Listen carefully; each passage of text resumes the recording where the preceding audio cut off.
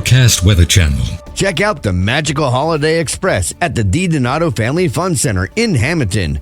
Visit Santa, Mrs. Claus, and their elves. Stop inside and play a round of bowling or have lunch at the Alley Bar and Grill.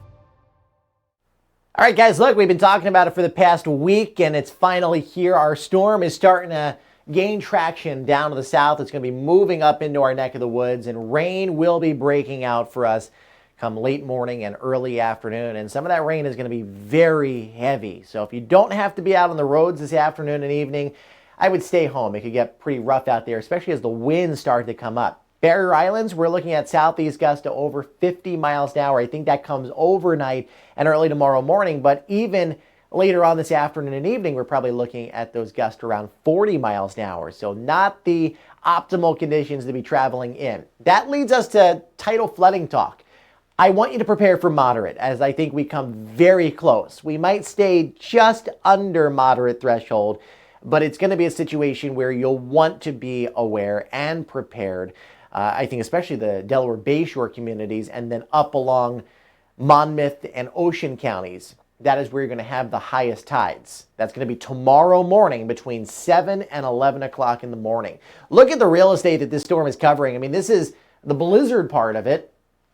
Two different parts. You got the snow, you got the ice, you got the extreme winds here in the upper Midwest and the Plain States, winter storm warnings into the Ohio Valley, blizzard warnings in Minnesota and Iowa. The storm that's going to really impact our area is down to the south, and that's going to be climbing up through the course of the day. Our BMET index has not changed, still at a level 1, mostly rain. That leftover loaf is all right. We're still trying to find that French toast freak out for you. So through the day, you got the areas of orange and yellow coming in. I think the rain will continue into the evening hours, and then we're going to have a lull. So the warm front gets close, and then there's a period of maybe 4 or 5 hours where there's nothing really going on outside of the wind. Tomorrow morning, the cold front crosses over, and we're looking at, another round of rain, maybe even a little snow to wrap things up, and then the winds are going to continue out of the north and west behind that system. So above our heads at the 850 millibar layer of the atmosphere at 5,000 feet, the low-level jet is going crazy. 80, 90 miles an hour.